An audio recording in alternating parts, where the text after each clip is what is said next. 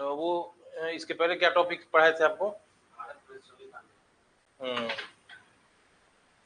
एक टॉपिक है बहुत इंपॉर्टेंट है क्वेश्चन के लिए।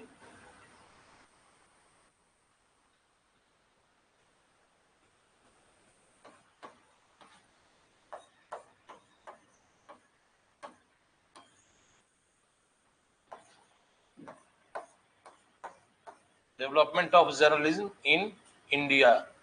ठीक है, भारत में पत्रकारिता का विकास।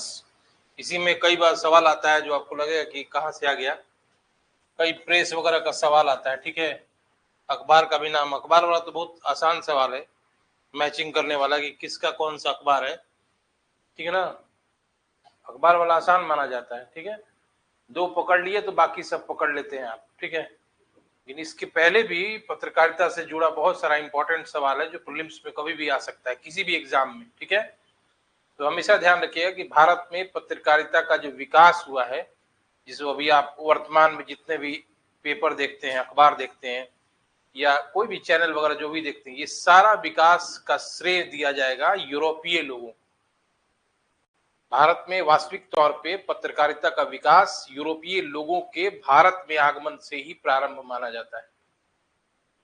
ठीक है, ऐसा नहीं एकदम यूरोपीय लोगों को इस बात का आप श्रेय दे सकते हैं। और इन यूरोपीय लोगों में पहले व्यक्ति जिनके कारण भारत में प्रिंटिंग प्रेस की शुरुआत हुई, मुद्रणालय जिसको हिंदी में कहा जाता है, या आगे चलकर फिर उसी से अखबार का जो विकास हुआ, उसका श्रेय किसी एक यूरोपीय शक्ति को देना अगर हो तो आप किसको देंगे?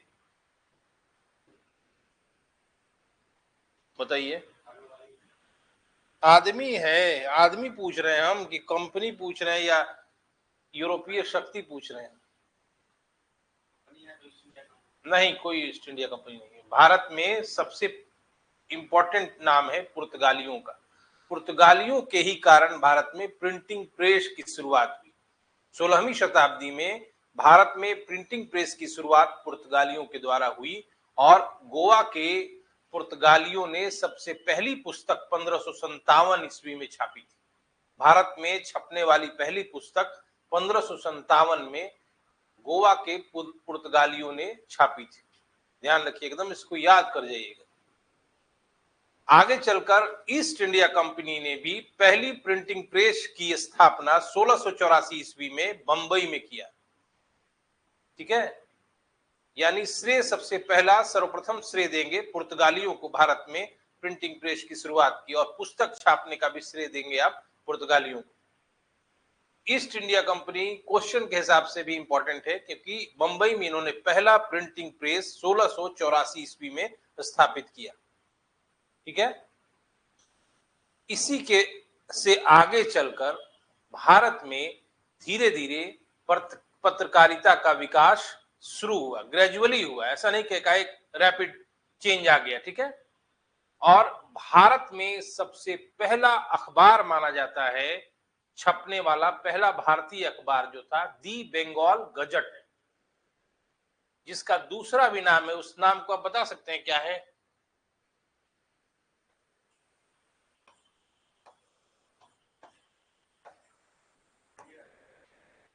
अब इसमें क्या आप सुन दें,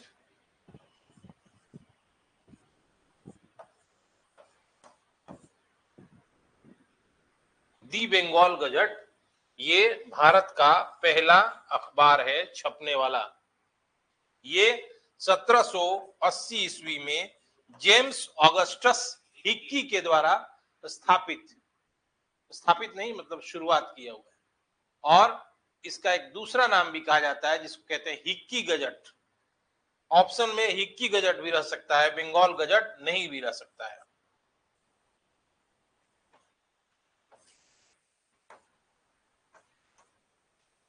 हिक्की गजट या दी बंगाल गजट भारत में छपने वाला पहला अखबार है। आगे चलकर हिक्की, जेम्स ऑगस्टस हिक्की और बर्किंघम के सहयोग के कारण भारत में पत्रकारिता का विकास हुआ। इन दोनों व्यक्तियों की अप्रतिम भूमिका है भारत में पत्रकारिता के विकास में। कौन कौन आदमी है? जेम्स ऑगस्टस हिक्की और जेम्स सिल्क बर्किंघम नाम उनका, ठीक है, जेएस बर्किंघम।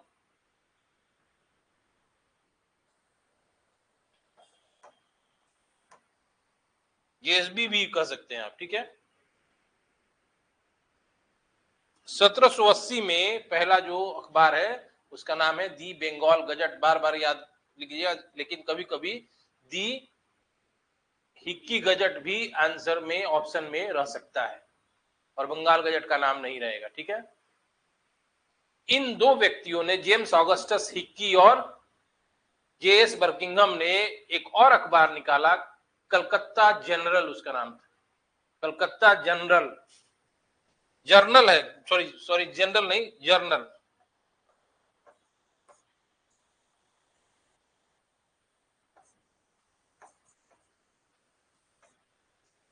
इस अखबार से प्रेस का विकास माना जाता है। जेम्स ऑगस्टस हिक्की ने भले एक अखबार निकाल दिया था, लेकिन सही विकास भारत में पत्रकारिता का कलकत्ता जर्नल के प्रकाशन के बाद ही माना जाता है, ठीक है।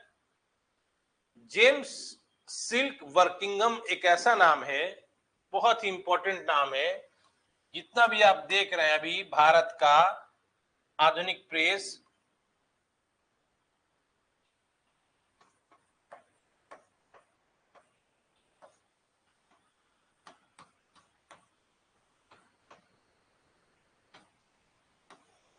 ये भारत में अभी का जितना भी विकास देखे हैं, ये आजादी के बाद या आजादी के पहले, इसी व्यक्ति की प्रमुख भूमिका है, James silk Buckingham.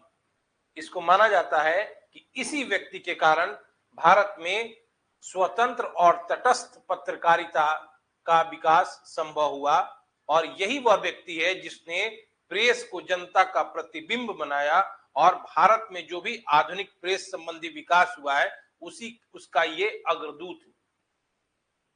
James silk Buckingham ने ही पत्रकारिता को एक आकर्षक पेशा बनाया, जिसके कारण कई युवा शिक्षित वर्ग इस आकर्षण के कारण पत्रकारिता को उसने ज्वाइन किया और कई बार लिखा भी बहुत अच्छा।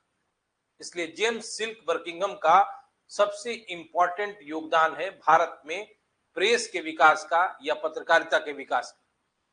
याद रहेगा ना, इसमें हिक्की वगैरह सबसे ज्यादा योगदान है इसका, ठीक है।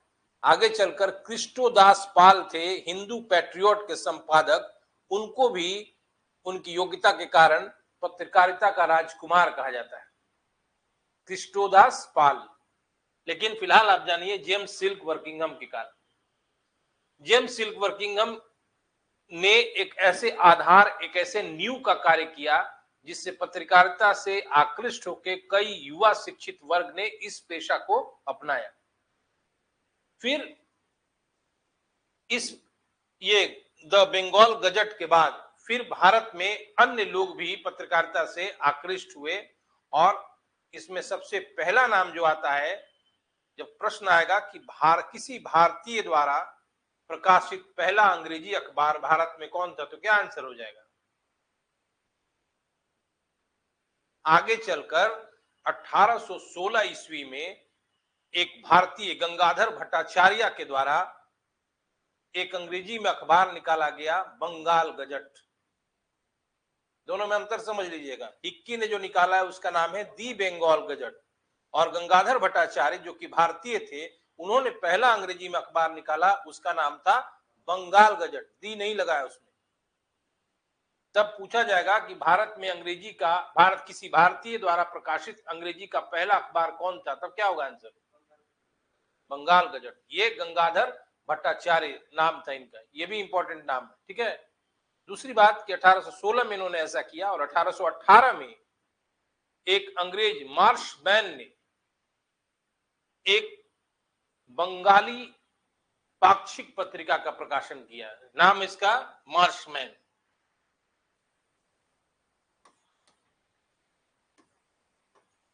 बंगाली नाम नहीं है उसका, बंगाली भाषा में दिग्दर्शन, ठीक है, नामक एक पाक्षिक पत्रिका का प्रकाशन किया। आगे चलकर भारत में राष्ट्रीय स्वरूप पत्रकारिता को देने का श्रेय जिस व्यक्ति को है वो है, कौन है? भारत में पत्रकारिता को या प्रेस को राष्ट्रवादी स्वरूप देने का श्रेय यदि किसी व्यक्ति को है तो कौन है वो? नहीं यार, खाली रट गए हो। लूसेंट, राम मोहन राय को इस बात का श्रेय दिया जाता है कि उन्होंने भारत में प्रेस को राष्ट्रवादी और जुझारू स्वरूप प्रदान किया। और मैंने लिखवाया भी है कि इनके दो इंपॉर्टेंट कृतियां हैं। पहला 1821 में, कौन सा है? कहां दिमाग रहता है यार, कहां बंगाल कहां महाराष्ट्र है। 1800 आप लिखे पढ़ते हैं, नहीं पढ़ते तो याद रहता। 1821 में संवाद कौमुदी है उनका, और 1822 में मिरातुल अखबार है। ये दोनों इन्हीं के प्रयासों से प्रकाशित हुआ, और माना जाता है कि प्रेस को या पत्रकारिता को इन्होंने राष्ट्रीय स्वरूप प्रदान किया। इसलिए कभी पूछा जाएगा कि भारत में पत्रकारिता को राष्ट्रीय स्वरूप प्रदान करने का श्रेय किस व्यक्ति को है, तो राम मोहन राय को। आगे चलकर और भी लोग पत्रकारिता से आकृष्ट होकर इस काम में आगे आए। ठीक है, आगे ही देखेंगे आप तुरंत। भारत में उदंड मार्तंड नामक हिंदी का पहला समाचार पत्र प्रकाशित हुआ, जिसके संपादक कौन थे? हाँ, जुगल किशोर। 1826 में ये प्रकाशित हुआ, यानी उदंड मार्तंड जो है हिंदी का भारत में छपने वाला पहला अखबार है।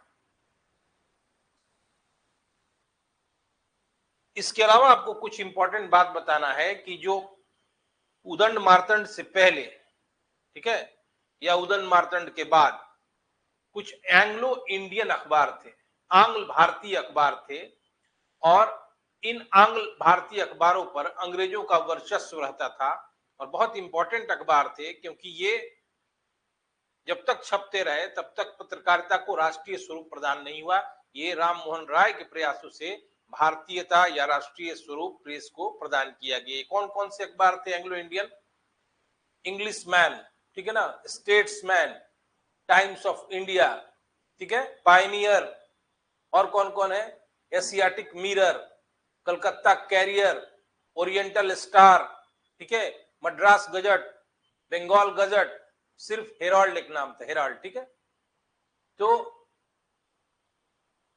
ये जो एंग्लो इंडियन अखबार थे वो कभी एक दूसरे का मतलब विरोध नहीं करते थे, बल्कि एक दूसरे के पूरक थे, सप्लीमेंट्री रोल अदा करते थे। ये क्या? क्योंकि ये सप्ताह के अलग अलग दिन निकलते थे और कभी एक दूसरे का विरोध नहीं करते थे। जैसे इंपॉर्टेंट नाम है कौन कौन से एंग्लो इंडियन अखबार थे। जैसे इंग्लिश मैन जो था सबसे अधिक रेडिकल, ठीक है ना, मतलब वो सबसे अधिक प्रतिक्रियावादी और रूढ़िवादी अखबार था, और भारतीय राष्ट्रीयता के लिए वो एक विरोधी अखबार माना जाता है। लेकिन स्टेट्समैन जो अखबार था वो काफी उदारवादी लिबरल रुख रखता था। पूछा जाएगा ना कि आंग्ल भारतीय अखबारों में सर्वाधिक रूढ़िवादी या प्रतिक्रियावादी अखबार कौन था, तो आंसर हो जाएगा द इंग्लिश मैन, ठीक है। लेकिन सबसे अधिक उदारवादी अखबार जो था वो द स्टेट्समैन था। स्टेट्समैन 1870 के करीब प्रकाशित हुआ था, और टाइम्स ऑफ इंडिया 1861, ठीक है। उसी प्रकार civil and military gazette Lahore से 1876 में प्रकाशित हुआ था। इसके संपादक रॉबर्ट नाइट थे। टाइम्स ऑफ इंडिया के भी रॉबर्ट नाइट थे, मद्रास मेल के भी रॉबर्ट नाइट थे, बॉम्बे मेल के भी रॉबर्ट नाइट थे, ठीक है। इन अखबारों के कारण भारत में राष्ट्रीयता एक तरह से विकसित नहीं हो पाई। जैसे राममोहन राय का दौर शुरू हुआ तो भारत में भारतीयता का स्वरूप लिए अखबारों का प्रकाशन शुरू हुआ, ठीक है। आगे चलकर हिंदू पैट्रियोट एक अखबार हुआ जिसके संपादक कृष्णोदास पाल थे। उनको पत्रकारिता का राजकुमार कहा जाता है। क्वेश्चन है ये, ठीक है ना, याद रखिएगा। इसी समय आपको एक अखबारों का पूरा लिस्ट भी बता देंगे हम, ठीक है, कौन किसका अखबार है।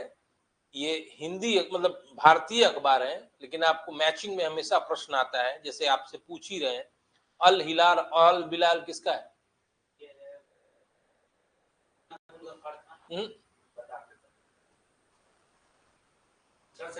हाँ? मौलाना अबुल कलाम आजाद का है। कामरेड और हमदर्द किसका अखबार है? मोहम्मद अली जिन्ना का है। हिंदुस्तान किसका है? ये है मदन मोहन मालवीय और प्रताप नारायण मिश्र का है। विद्यार्थी किसका अखबार है? सॉरी, क्या नाम है उसका? प्रताप किसका अखबार है? गणेश शंकर विद्यार्थी का है। हिंदुस्तान स्टैंडर्ड किसका अखबार है? बिहार के लिए बहुत इंपॉर्टेंट है वो, सच्चिदानंद सिन्हा का है। दी मदरलैंड किसका अखबार है? मजरूल हक का है। अच्छा, नवजीवन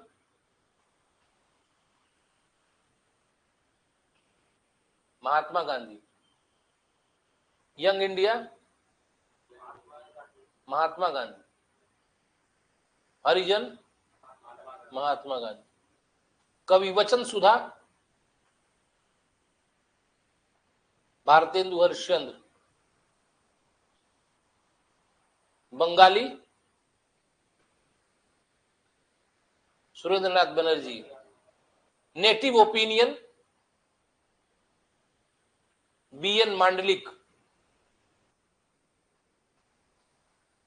और वो बता ही दिया हमने, Times of India, Civil and military Gazette, Statesman Robert Knight, Madras Mail, Englishman, सब रॉबर्ट नाइट।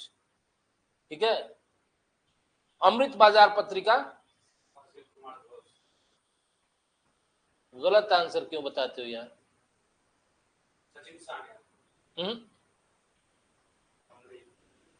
मोतीलाल घोष एवं शिशिर कुमार घोष है। पहला नाम मोतीलाल घोष दिया होगा, हम बता रहे दोनों ने संयुक्त रूप से चलाया।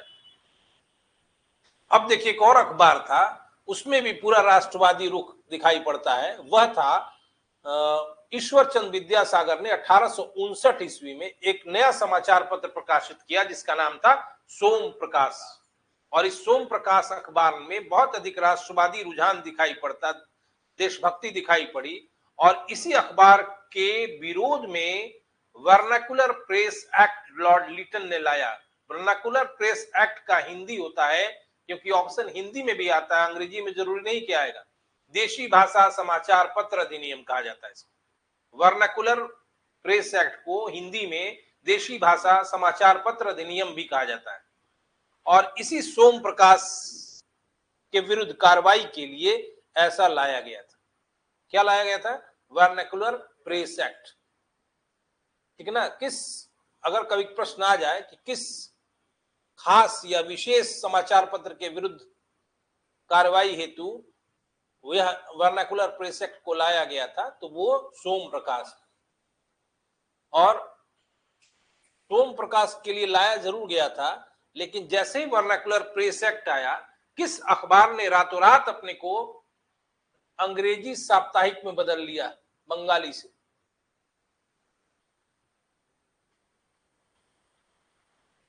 ताकि उस एक्ट की कार्रवाई उसे नहीं झेलनी पड़े। वो था अमृत बाजार पत्रिका, जिसका प्रकाशन 1868 ईस्वी से मोतीलाल घोष, शिशिर कुमार घोष संयुक्त रूप से कर रहे थे। और जैसे ही वर्नाकुलर प्रेस एक्ट आया 1878 में, तो इसने तुरंत बंगाली से अपने आप को तब्दील कर दिया, परिवर्तित कर दिया और अंग्रेजी साप्ताहिक में बदल गया। कारण था उस अधिनियम की कार्रवाई से बचना था। ठीक है, इंपॉर्टेंट क्वेश्चन है ये, ध्यान रखिएगा। आगे चलकर भारतीय प्रेस के विकास को अवरुद्ध करने के लिए, ऑब्स्टेकल डालने के लिए कई प्रेस एक्ट भी लाए गए भारत में, जो कि बहुत इंपॉर्टेंट है। डेट वाइज इसको आपको जानना बहुत जरूरी है।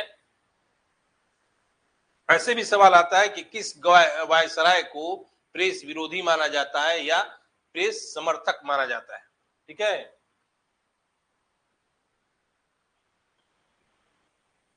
वो हम समझ रहे हैं यार, करना क्या है हम समझ रहे हैं क्या कह रहे हो।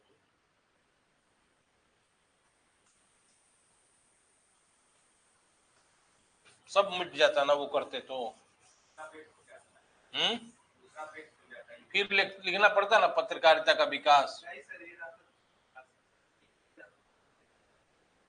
आज ये ऐड हो जाता। वाह क्या हाईटेक जिंदगी आ गया है।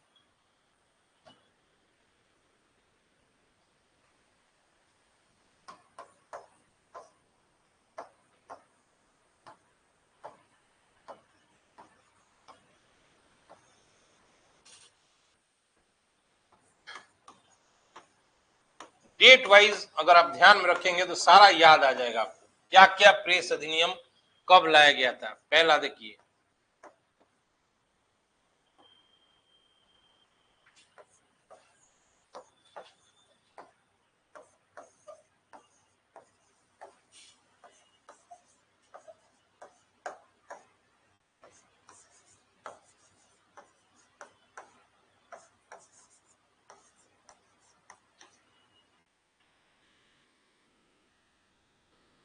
देखिए नीचे जगह नहीं है इसलिए यहां लिख दे रहे हैं। देखिए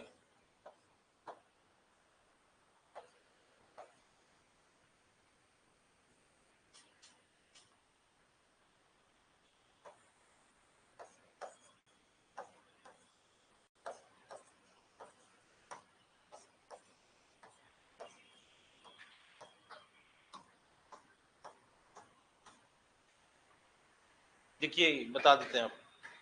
पहला क्या लिखा है मैंने, 1799।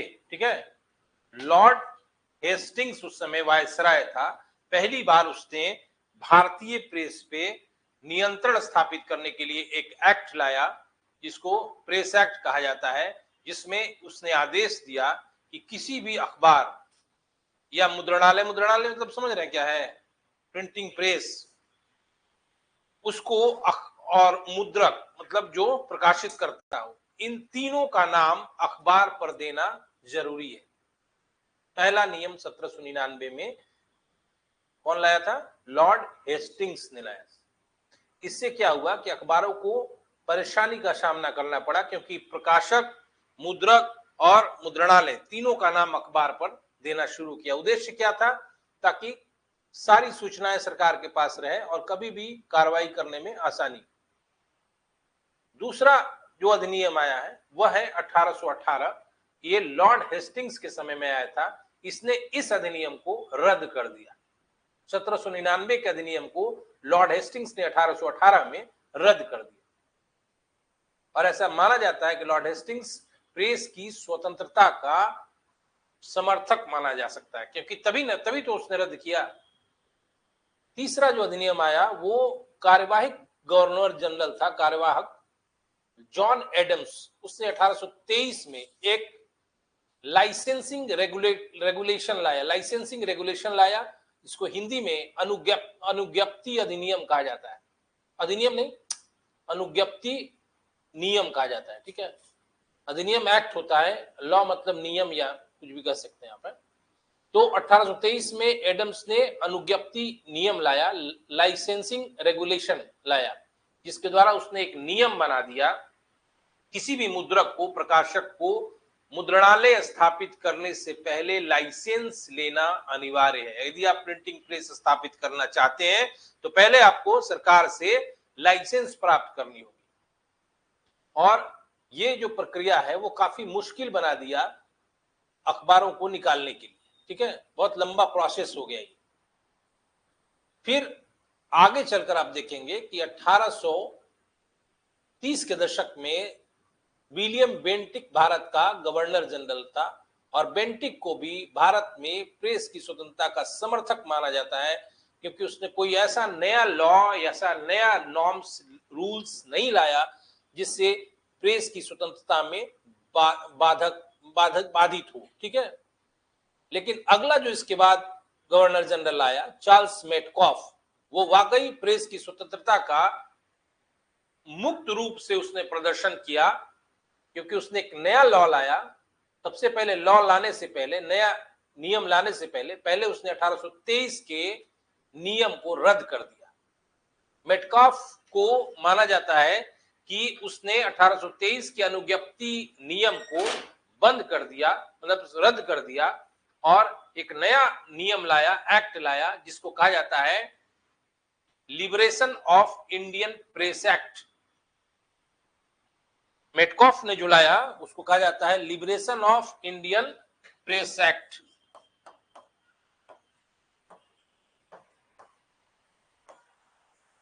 Liberation of the Indian press act है, ठीक ना।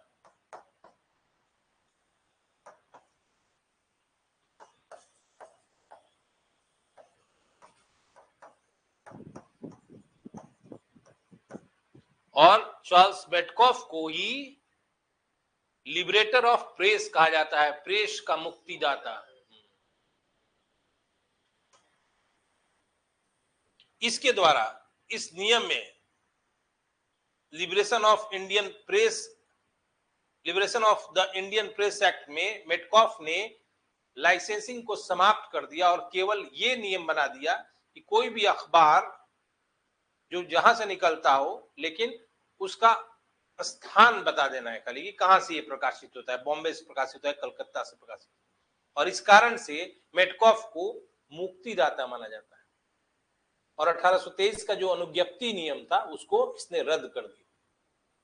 जैसे 1857 का विद्रोह हुआ, बगावत हुई, फिर से लॉर्ड कैनिंग ने 1823 के अनुज्ञप्ति नियम को बहाल कर दिया। इसके कारण क्या हुआ कि प्रेस की जो स्वतंत्रता प्राप्त हुई थी चार्ल्स मेटकॉफ के काल में, वो फिर से धूमिल हो गई और फिर से प्रेस पे, पत्रकारिता पर सरकार का अंकुश कायम हो गया। ठीक है। अगला मैंने लिखा होगा 1857 के बाद 1867, इसमें पंजीकरण अधिनियम लाया गया। 1867 में रजिस्ट्रेशन लॉ लाया गया, नियम लाया गया, पंजीकरण अधिनियम, जिसके द्वारा ये बताया गया कि कोई भी आदमी कोई भी पुस्तक छपवा रहा है या अखबार निकाल रहा है तो प्रकाशक, मुद्रक और मुद्रण स्थान तीनों का उस पुस्तक में या अखबार में जिक्र होना चाहिए, मतलब उल्लेख होना चाहिए। ठीक है, समझ में आ रही बात ना। अगला 1878 मैंने लिखा होगा, और ये लॉर्ड लिटन का काल है, जो कि भारतीय स्वतंत्रता के लिए प्रतिक्रियावादी गवर्नर जनरल वायसराय माना जाता है। और इसने एक अधिनियम लाया, वर्नाकुलर प्रेस एक्ट, हिंदी में इसको कहते हैं देशी भाषा समाचार पत्र अधिनियम। इसका उद्देश्य था कि भारतीय भाषा में प्रकाशित अखबार को के विकास को अवरुद्ध करना।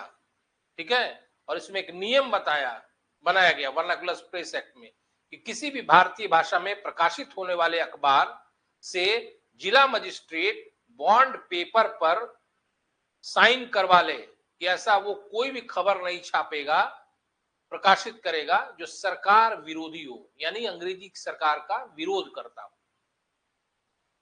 यही कारण था कि रातों रात अमृत बाजार पत्रिका ने बंगाली से अंग्रेजी साप्ताहिक में अपने आप को तब्दील कर दिया, अपने आप को परिवर्तित कर दिया।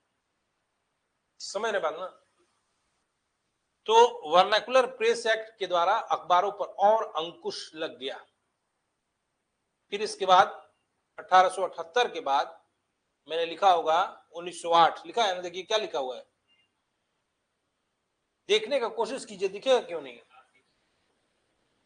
1908, फिर 1910 है, फिर 1921 होगा, फिर 1947 होगा। 1908 में करजन के प्रयासों से एक एक्ट लाया गया जिसको कहते हैं न्यूज पेपर एक्ट।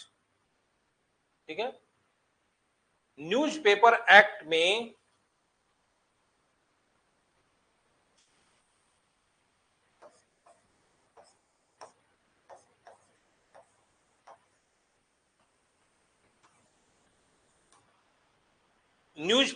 में कहा गया कि ऐसा कोई भी अखबार प्रकाशित नहीं किया जा सकता है, और उसको, उसके संपत्ति को, उसके मुद्रणालय को, यानी प्रिंटिंग प्रेस को भी जब्त कर सकता है सरकार, यदि उस खबर से हिंसा या हत्या हो रही हो। समझ में आई बात? ये करजन के द्वारा राष्ट्रवादी अखबारों पर अंकुश रखने का एक प्रयास था। ठीक है। फिर 1910 में एक एक्ट आया जिसको कहते हैं इंडियन प्रेस एक्ट। इसके द्वारा भी अखबारों पर अंकुश लाया गया और कहा गया कि ऐसा कोई भी खबर प्रकाशित नहीं किया जाएगा जिसमें सरकार विरोधी बात दिखाई पड़ती। समझ में आई बात? फिर मैंने अगला डेट क्या लिखा है, 1921। सब प्रीलिम्स के लिए इंपॉर्टेंट है। इस समय प्रेस इंक्वायरी कमेटी की स्थापना हुई 1921 में और इसका अध्यक्ष बनाया गया तेज बहादुर सप्रू को। इस इंक्वायरी कमेटी का गठन का उद्देश्य क्या था? जो भी अखबार संबंधी, समाचार पत्र संबंधी कानून बनाए गए थे उनकी समीक्षा करना, to review all the regulations and law, ठीक है ना, फॉर द न्यूज़पेपर्स। ठीक है, जितना भी अखबार का नियम कानून था उसकी समीक्षा करना था। और इसकी समीक्षा के पश्चात 1908 और 1910 के प्रेस अधिनियमों को रद्द कर दिया गया, समाप्त कर दिया गया, क्योंकि समीक्षा के पश्चात ऐसा पाया गया कि ये ठीक नहीं है अखबारों पर नियंत्रण के। फिर मैंने लिखा होगा आगे डेट 1931, लिखा है ना। 31 में भी एक अधिनियम लाया गया, the emergency press act. The emergency press act, इसको हिंदी में आपातकालीन प्रेस अधिनियम भी कहा जाता है। ठीक है। इसके द्वारा क्या किया गया कि फिर से 1910 के अधिनियम को बहाल कर दिया गया, क्योंकि आप देखेंगे 1930 का दशक जो है भारत में राष्ट्रवादी हलचलों के लिए विशेष महत्वपूर्ण है, क्योंकि इसी समय सविनय अवज्ञा आंदोलन, उसके पहले साइमन गो बैक का नारा, ये सब लगा था और अब भारत में राष्ट्रीय चेतना ज्यादा मुखरित हो रही थी। इस कारण से, ऐसी मंशा से 1910 के प्रेस एक्ट को फिर से बहाल कर दिया गया, जिसके लिए एक एक्ट लाया गया 1931 में, द इमरजेंसी प्रेस एक्ट।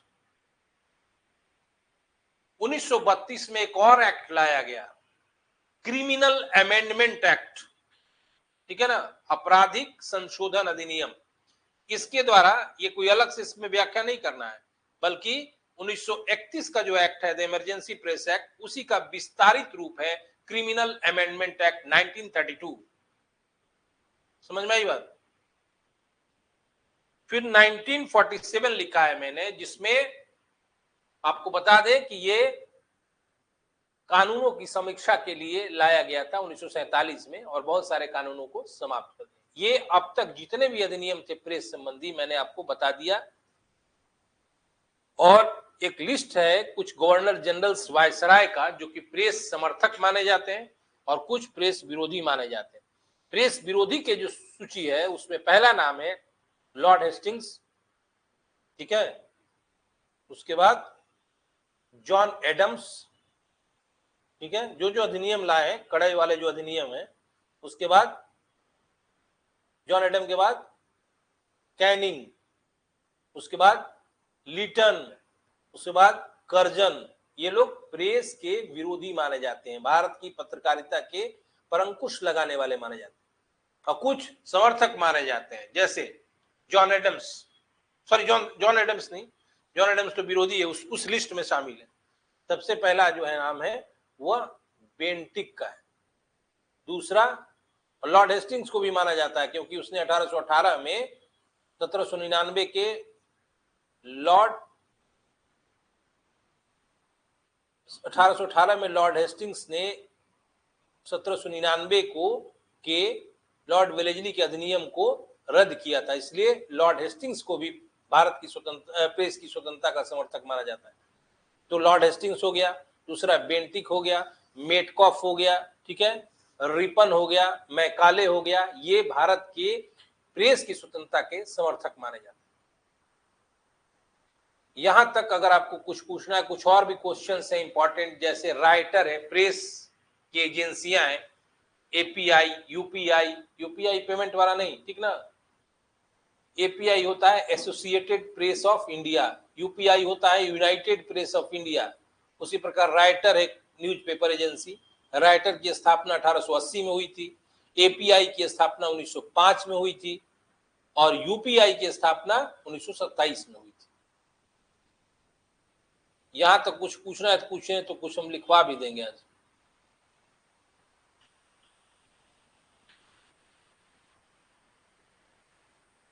कुछ भी पत्रकारिता भारत में जो विकास हुआ है उससे संबंधित कोई भी प्रश्न हो आप पूछ लीजिए, ताकि एक भी प्रश्न आपका छूटे नहीं।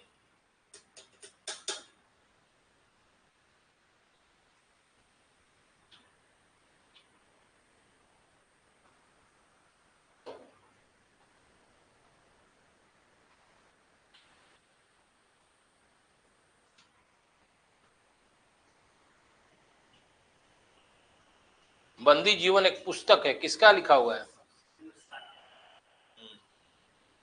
Y socialism. Very good. अच्छा, फिलॉसफी ऑफ बॉम्ब किसका लिखा हुआ है?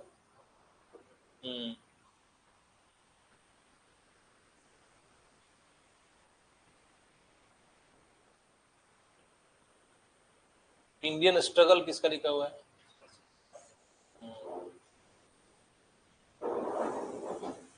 गीता रहस्य।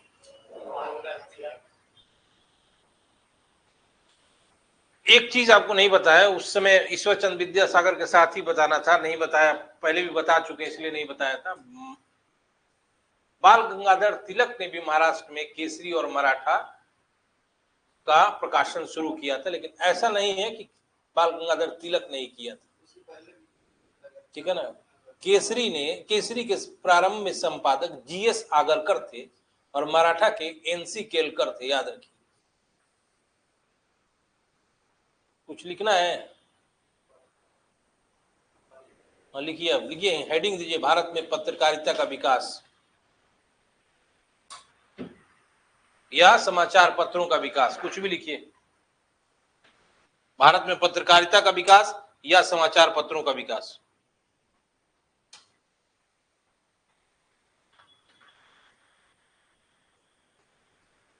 लिखिए, मुस्कुराइए मत, लिखिए अब डायरेक्ट, इधर अखबार का नाम उधर राइटर का नाम लिखिए। लिखिए अल हिलाल अल बिलाल।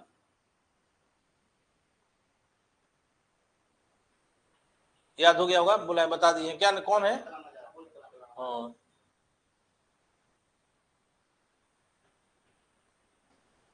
नेटिव ओपिनियन लिखिए। कौन है नेटिव ओपिनियन का?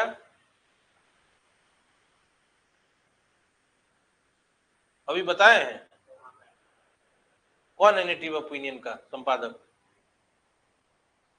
बीएन मांडलिक। बीएन मांडलिक।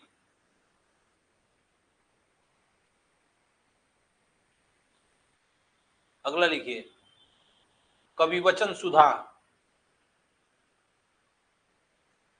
कौन है?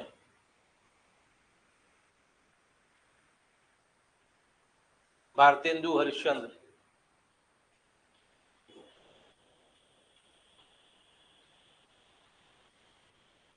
चलिए, सोम प्रकाश।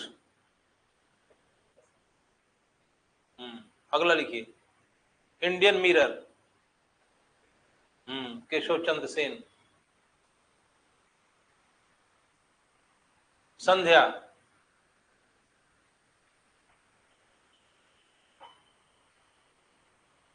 बोली, ब्रह्म बांधव उपाध्याय।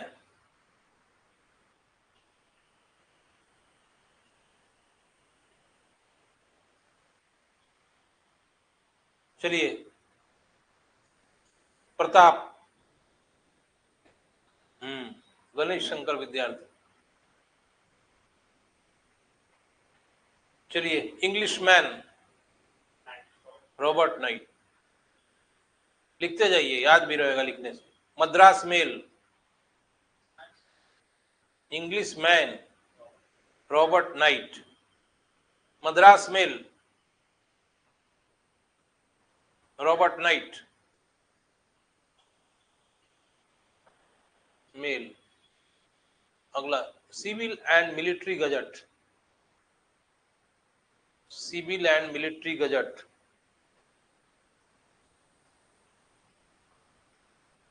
उसके भी राइटर हैं रॉबर्ट नाइट।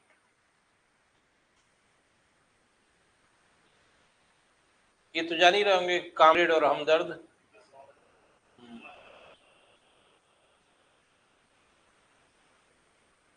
अब लिखिए आंग्लवादी अखबार, नाम जानिए क्यों बस। आंग्लवादी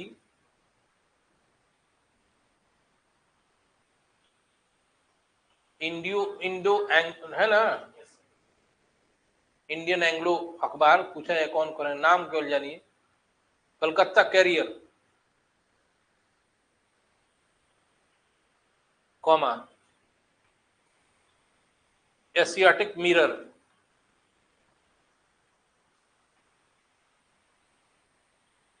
ओरिएंटल स्टार,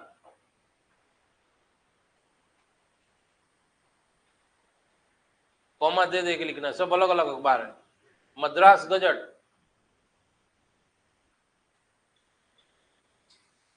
बॉम्बे गजट,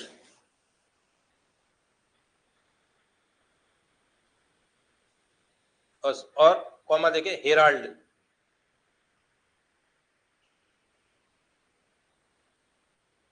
नीचे लिखिएगा इंग्लिशमैन सर्वाधिक प्रतिक्रियावादी और रूढ़िवादी अखबार था। सर्वाधिक प्रतिक्रियावादी एवं रूढ़िवादी अखबार था।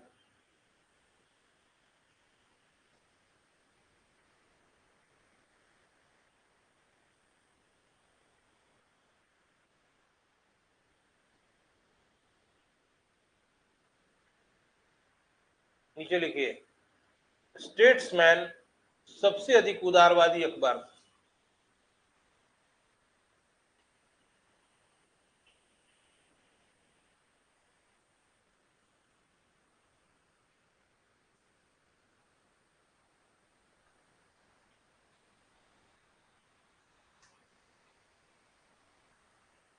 अगला पॉइंट, भारत में पत्रकारिता के विकास का श्रेय, लिखिए ना, हम लिखवा रहे हैं, क्वेश्चन का लैंग्वेज समझिए। भारत में पत्रकारिता के विकास का श्रेय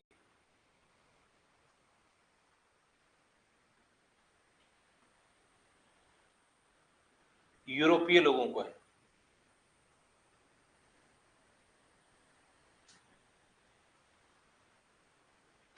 क्वेश्चन के लैंग्वेज में ही आंसर छुपा रहता है।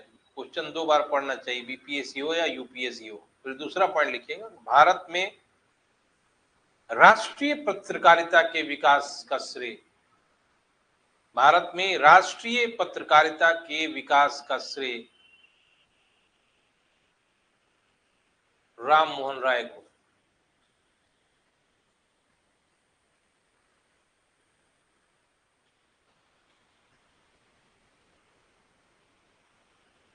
अगला पॉइंट, भारत में, ये लिखवाएंगे, याद है आपको, प्रिंटिंग प्रेस कौन शुरू किया था भारत में? पुर्तगाल। अंग्रेज मत लिख दीजिए। ये याद है कि ईस्ट इंडिया कंपनी ने अपना पहला प्रिंटिंग प्रेस कब और कहां स्थापित किया? कहां? बॉम्बे। लिखना है तो लिख लीजिए, 1684 में पहला printing press east India company ने बॉम्बे में।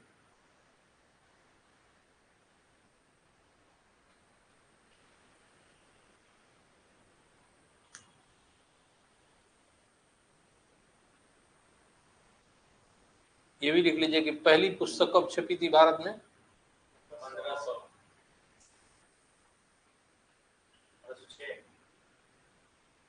देखिए भारत में पहली पुस्तक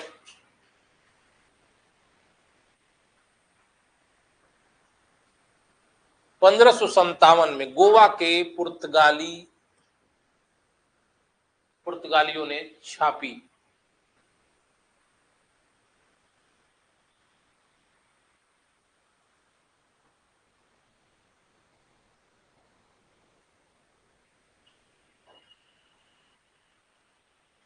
अगला पॉइंट,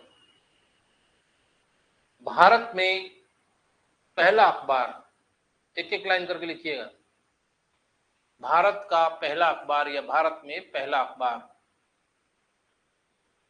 दी बंगाल गजट।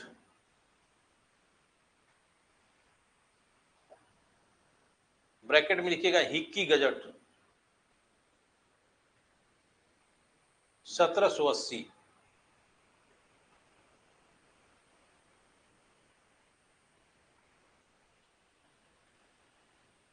लिख लिया ना। अगला लिखिए किसी भारतीय द्वारा प्रकाशित भारत में अंग्रेजी का पहला अखबार।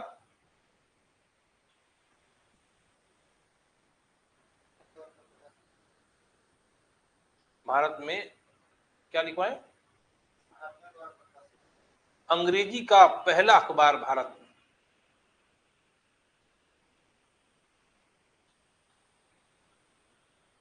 बंगाल गजट।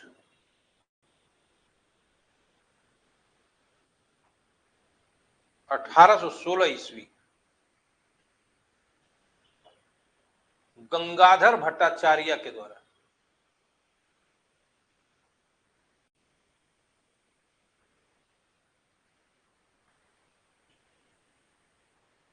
अगला पॉइंट 1818 ईस्वी में मार्शमैन ने बंगाली पाक्षिक दिग्दर्शन का प्रकाशन शुरू किया। दिग्दर्शन पाक्षिक। पाक्षिक समझते हैं आप लोग? वो कृष्ण पक्ष नहीं पूछ रहे हैं, मतलब क्या हुआ? 15 दिन पे जो निकाले उसको पाक्षिक कहा जाता है। और सुरेंद्र नाथ बनर्जी का जो बंगाली था किस भाषा में था?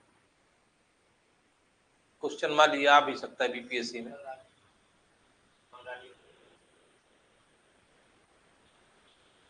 अंग्रेजी में था। अगला लिखिए प्रकाशन शुरू किया। ये नहीं कि दिग्दर्शन पूछेगा कौन था तब बंगाली समझ के भारतीय नाम दे दीजिएगा, ठीक है? मार्क्समैन था वो। अगला लिखिए हिंदी का पहला अखबार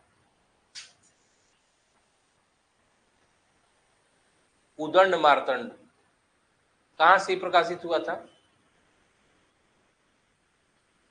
ये नहीं दिया होगा लूसेंट में, इसलिए हम निश्चिंत थे, कलम चला नहीं रहे थे, तो इसलिए हम क्वेश्चन निकाल दिए। हिंदी का पहला अखबार न उदंड मार्तंड पंडित जुगल किशोर द्वारा।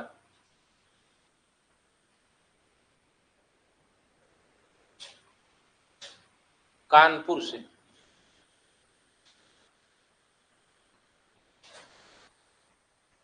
लेकिन देख लीजिएगा कंफर्म नहीं है कानपुर, उसी बहाने पढ़िएगा तो यही देखिएगा दिन भर।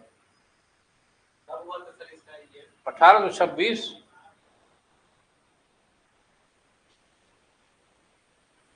उसी बहाने आपको खोजिएगा तो 10 क्वेश्चन आपको याद हो जाएगा, इसीलिए हम बोले जाइए खोजिए। कानपुर ही है ना कि कलकत्ता है कि बम्बे है, ठीक है ना, लेकिन कानपुर ही है। अगला आप लिखिए केसरी के संपादक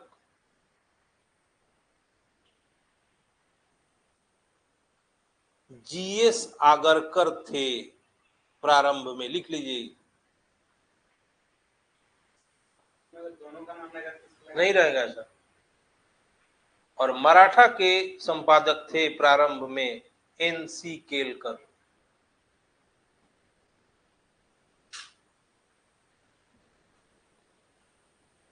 ये नहीं कि तिलक जी ने शुरू किया था, ऐसा नहीं था। जैसे जैन धर्म के प्रवर्तक महावीर स्वामी नहीं है, ठीक है ना, ऋषभ नाथ है। महावीर उसके 24वें तीर्थंकर है। हाँ, लेकिन महात्मा बुद्ध बौद्ध धर्म के प्रवर्तक। अगला लिखिए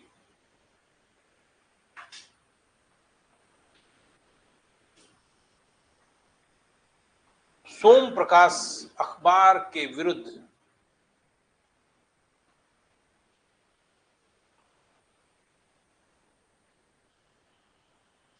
ही वर्नाकुलर प्रेस एक्ट लाया गया था। वर्नाकुलर प्रेस एक्ट लाया गया था।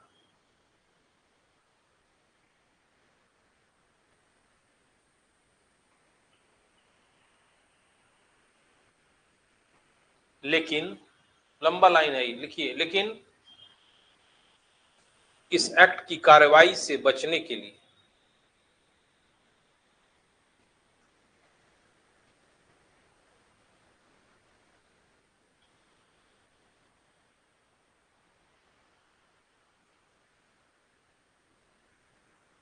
अमृत बाजार पत्रिका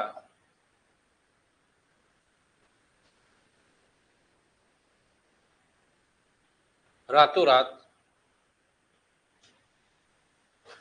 बंगाली भाषा से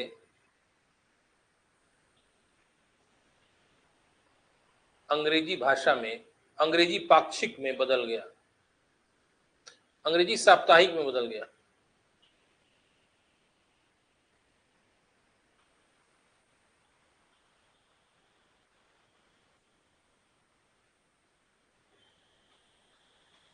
दो तीन अखबार के नाम नहीं लिखवाए। हिंदुस्तान स्टैंडर्ड का संपादक कौन था? हिंदुस्तान स्टैंडर्ड अखबार का संपादक बिहार का ही है। और हिंदुस्तान पेपर का संपादक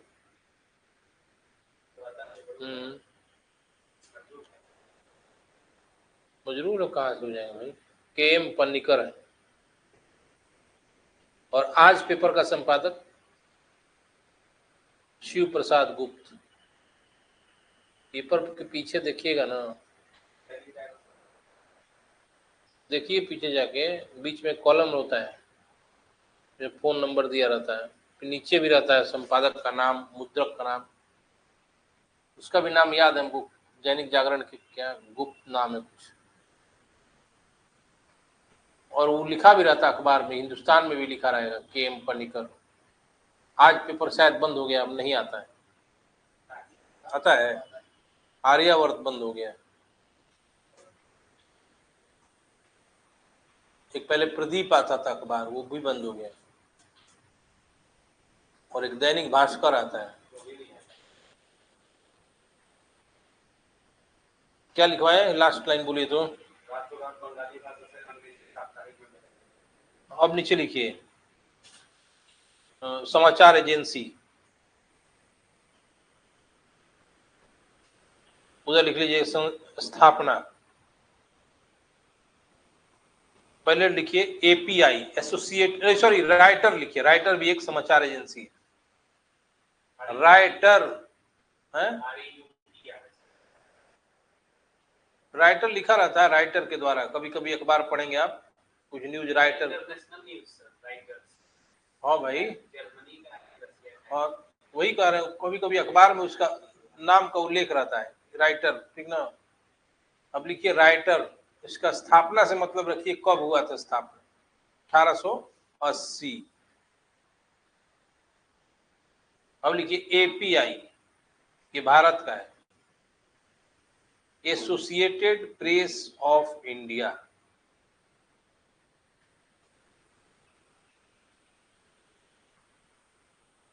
इसका स्थापना हुआ है 1905। अब लिखिएगा UPI, United press of India. इसका स्थापना कब हुआ है? 1927। अब लिखिए आप विभिन्न प्रेस अधिनियम।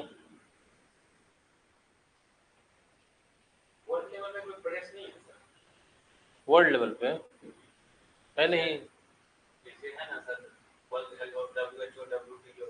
तो वो प्रेस किसी वर्ल्ड का कैसे, अलग अलग देश का अलग अलग समाचार होता है, तो कैसे हो जाएगा? वर्ल्ड हेल्थ ऑर्गेनाइजेशन, स्वास्थ्य सबका एक समान चीज है, इसलिए हुआ है। और प्रेस कैसे सारा चीज जानेगा वो? विभिन्न प्रेस अधिनियम देखिएगा, पहला 1799,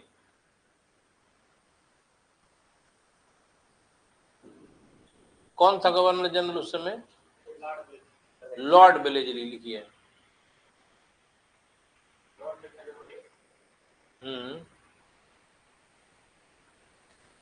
और ये मैंने बता दिया है क्या है इसमें, ठीक है ना। एक ऐसा एक्ट, ऐसा अधिनियम जिसमें मुद्रणालय, उसके मुद्रक, संपादक का अखबार पर नाम लिखना जरूरी था, ठीक है। ये लॉर्ड वेलेजली ने लाया था। दूसरा लिखिएगा 1818, लॉर्ड हेस्टिंग्स। काम क्या किया? 1799 वाले एक्ट को रद्द कर दिया। ये काम किया, सिर्फ यही काम किया है। अगला एक्ट लिखिएगा 1823। इसको ऑप्शन भी बोलिए। जॉन एडम्स कार्यवाहक गवर्नर जनरल था ये, और इसने जो नियम लाया उसको ऑप्शन में याद रखना जरूरी है। अनुज्ञप्ति नियम है ये, लाइसेंसिंग रेगुलेशंस।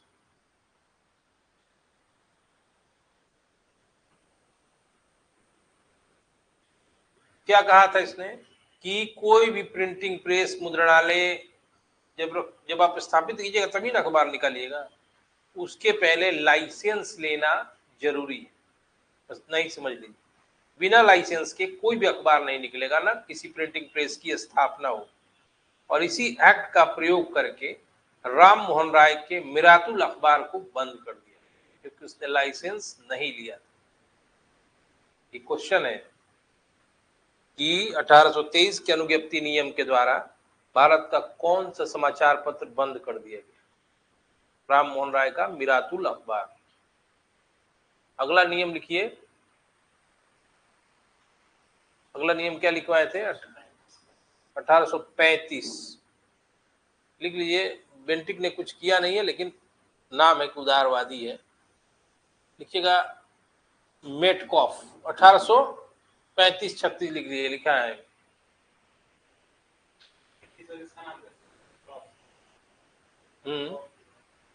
कुछ ही लिखिए ना भाई, 35-36 लिखिए। पहले तो लिखिएगा मेटकॉफ, लिबरेटर ऑफ प्रेस, मुक्तिदाता, प्रेस का मुक्तिदाता। आ भी चुका है क्वेश्चन ही कई बार। और जो एक्ट लाया गया था उसका नाम क्या था?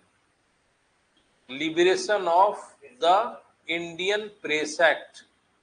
Liberation of the Indian press act Metcalfe ने लाया था, जिसके द्वारा उसने 1823 के अनुज्ञप्ति नियम को रद्द कर दिया और कहा कि नहीं, सिर्फ केवल स्थान बता दीजिएगा, कहीं से भी अखबार निकल सकता है, ठीक है। अगला जो अधिनियम लाया गया था वो 1857 के गदर के बाद लागू किया गया, जिसमें फिर से 1823 के अनुज्ञप्ति नियम को लागू कर दिया। फिर आया था 1867 का पंजीकरण अधिनियम। इस पंजीकरण अधिनियम के द्वारा फिर से सख्त कर दिया गया नियम। वो कहा गया कि कोई भी पुस्तक, अखबार अगर छप रहा है तो पहले आपको मुद्रक, प्रकाशक, उस स्थान जहां छाप रहे सबका नाम लिखना जरूरी है। हाँ। फिर एक आया 1878 का वर्नाकुलर प्रेस एक्ट, जो कि भारतीय भाषा में कोई भी समाचार जो कि सरकार विरोधी लेख छापता हो उसके नहीं लिखने के लिए बॉन्ड पेपर पर लिखवाना था। डिस्ट्रिक्ट मजिस्ट्रेट, जिला मजिस्ट्रेट को ये पावर दिया। फिर 1908 में न्यूज पेपर एक्ट आया, कर्जन के ही प्रयासों से आया था। क्या किया गया था इसमें? फिर से अखबारों पर अंकुश लगाया गया और कहा गया कि ऐसा कोई भी अखबार नहीं छपेगा जिसके खबर छपने से हिंसा या हत्या को बढ़ावा मिले। फिर 1910 में एक एक्ट आया जिसको इंडियन प्रेस एक्ट कहा जाता है। उसमें एक नया नियम लाया गया कि किसी भी मुद्रक को, प्रकाशक को से स्थानीय सरकार को जमानत राशि के रूप में न्यूनतम 500 रुपया और अधिकतम 2000 रुपये वसूलने का अधिकार है, सिक्योरिटी मनी के तौर पे, ठीक है। ये 1910 के द इंडियन प्रेस एक्ट में लाया गया था। फिर 1921 में एक प्रेस इंक्वायरी कमेटी बनाई गई जिसके अध्यक्ष तेज बहादुर शप्रू बनाए गए। उन्होंने समीक्षा की सारे कानूनों को प्रेस संबंधी, और फिर उन्होंने सिफारिश की जिसके कारण 1908 1910 का अधिनियम हटा दिए। फिर 1931 में एक एक्ट लाया गया जिसको कहते हैं इमरजेंसी प्रेस एक्ट। इसके द्वारा फिर से 1910 के अधिनियम को लागू कर दिया गया। फिर 1932 में क्रिमिनल अमेंडमेंट एक्ट लाया गया, और ये कोई अलग इसमें कुछ प्रावधान नहीं था, बल्कि 1931 के ही अधिनियम का और विस्तृत किया गया, ब्रॉड आउटलाइन दिया गया। ठीक है, क्रिमिनल अमेंडमेंट एक्ट। फिर 1947 में प्रेस इंक्वायरी कमेटी, जिसका उद्देश्य था जो भी प्रेस संबंधी कानून है उनकी समीक्षा करना, प्रयास। यहां तक कुछ भी पूछना हो तो पूछ लीजिए। तो कुछ अखबार का नाम लिखना है तो भी लिख सकते हैं। हिंदुस्तान स्टैंडर्ड बता ही दिए, सच्चिदानंद सिन्हा और मदरलैंड। कुछ भी पूछना हो प्रेस संबंधी तो आप पूछ सकते हैं।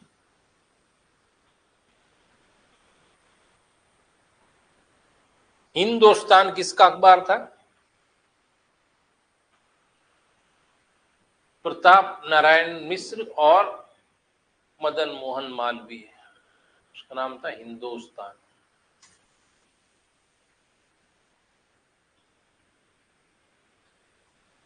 और इंडिपेंडेंट किसका था? और ये तो जान ही रहे आप, अल हिलाल अल बिलाल है।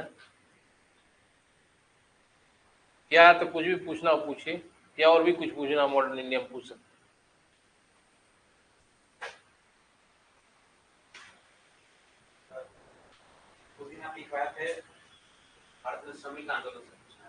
पूछिए।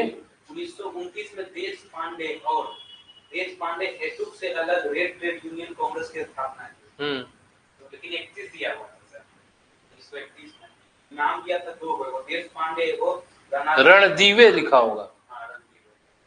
उतना जानना जरूरी नहीं है। रणदीवे हमको भी याद था, एक ही जानिए, देश पांडे ही नेतृत्व किए थे, रणदीवे साथ में थे। 29 और 30 ऐसे, 31 नहीं होना चाहिए, डैश दे के लेकिन होता है 29 30 ऐसे करके। 1942 और 44 के करीब एमएन रॉय ने सरकार समर्थक श्रमिक संघ को बनाया, IFL, Indian federation of labour. उसमें दिया था सर 1 नवंबर 1941। करीब मैंने लिखवाया क्या? करीब लगभग का क्या मतलब होता है? वो 41 दिया, ठीक दिया है वो, हमने करीब लिखवाया इसीलिए ना कि एग्जैक्ट याद नहीं था डेट, ईयर। 42 से 44 लिखना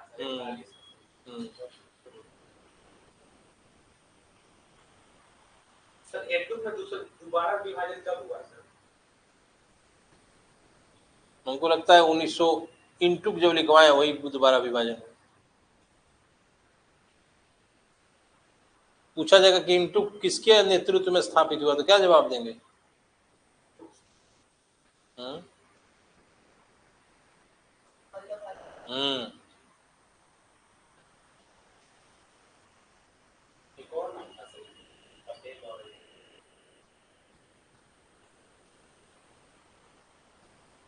और पूछिए, जो पूछना पूछिए।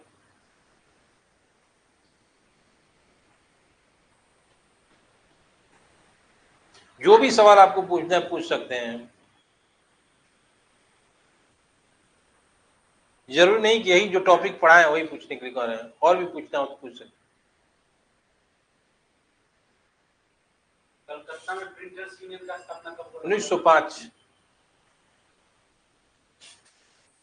कामगार हितवर्धक सभा कब हुआ है? 1909। ठीक है। सामाजिक सेवा संघ 1911। एकीकृत कर्मचारी जो लिखवाया वो कब हुआ है? 1899 लिखवाया हो या 97 लिखवाया हो।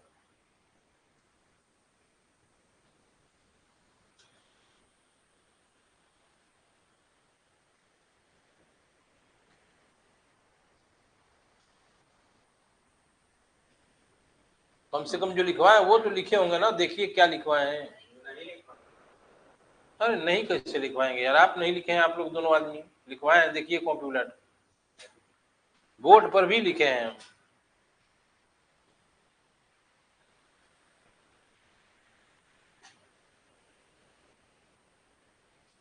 देखिए तो आप अपना कॉपी, हम यहाँ खड़ा होकर लिखे थे पोस्ट, ये प्रिंटर्स यूनियन और ये वो। जब प्रिंटर्स यूनियन लिखवाएंगे तभी कामगार हितवर्धक सभा भी लिखवाएंगे, वो अलग अलग थोड़ी है, एक ही साथ। ऐसा नहीं, देखिए कॉपी, आप सब कॉपी बदल के आए क्या जी आज? तो बोलिएगा ना कि नहीं लिखवाए हैं।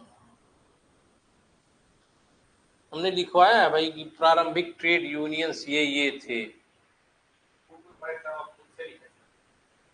लिखिए लिखिए अभी प्रारंभिक ट्रेड यूनियंस। 1928 में अखिल भारतीय मजदूर एवं किसान पार्टी बनी, इसका प्रथम अधिवेशन कब हुआ? झरिया हुआ होगा। हाँ, कहाँ है आंसर?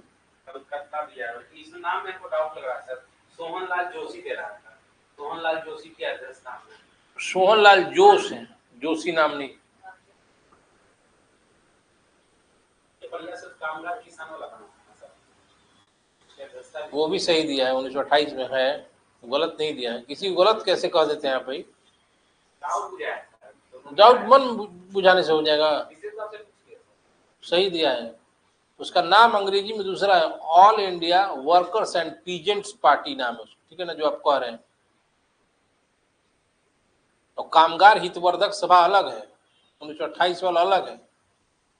तो डाउट मत पैदा कीजिए, किसी को गलत क्यों ठहरा रहे हैं आप, सही लिखा है वो। दोनों देखिए सर, जैसे कि कांग्रेस के नेताओं में जैसे डांगरे नफर अहमद, किसी जोशी एंड सोहन सिंह जोश के प्रयास से हमको लगा इसका नाम तो सबसे लास्ट में आया, मध्यस्थता कैसे करेगा? नहीं करेगा, नेता थे वो। लिख लीजिए कि प्रारंभिक ट्रेड यूनियंस थे डैश।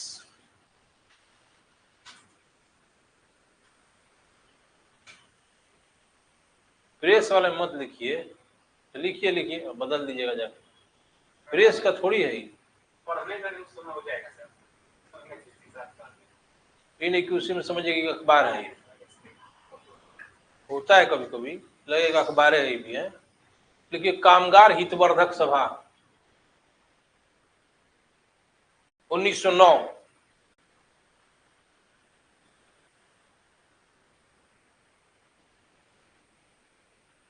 दूसरा है ट्रेड यूनियन ही माना जाता है उसको, सामाजिक सेवा संघ, सोशल सर्विस लीग 1911। अच्छा हिंदी इंग्लिश दोनों बता दे रहे हैं। कलकत्ता प्रिंटर्स यूनियन रहेगा, लेकिन कभी कभी ऑप्शन में कलकत्ता मुद्रक संघ भी रहेगा 1905। और एक है एकीकृत रेल कर्मचारी, वो कब है? 1899।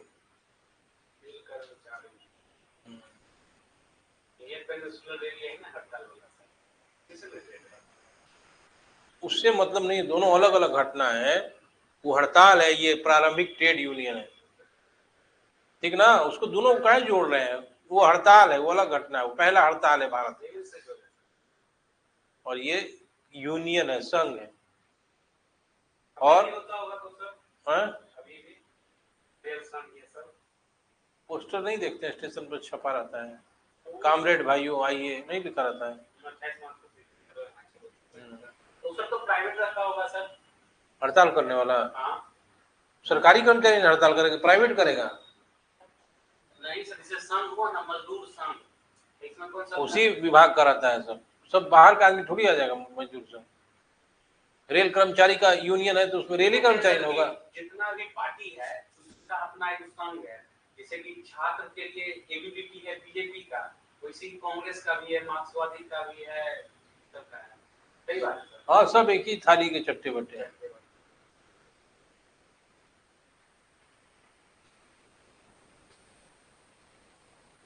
और स्वतंत्र पत्रकारिता में जो नाम बताया था हमने, जेम्स सिल्क वर्किंघम का, बहुत इंपॉर्टेंट नाम है। अभी जितना भी प्रेस में विकृति देख रहे हैं, उस आदमी की आत्मा रो रही होगी। अभी का जो प्रेस है, इलेक्ट्रॉनिक मीडिया, प्रिंट मीडिया, वो सरकार का पिट्ठू बनकर न्यूज जो छापते हैं, ऐसी कल्पना जेम्स सिल्क बर्किंघम ने नहीं किया था। उन्होंने स्वतंत्र और तटस्थ पत्रकारिता की नींव डाली थी भारत में, और उन्हीं के प्रयास से प्रेस को जनता का प्रतिबिंब बनाया गया था। चौथा सम्मिलित किया गया।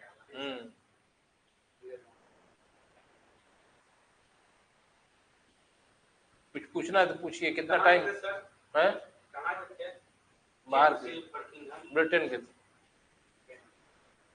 क्या टाइम हो रहा है देखिए तो, क्लास का आवर खत्म हो गया आपका। 10:20 23। पूछिए, कुछ पूछना हो तो।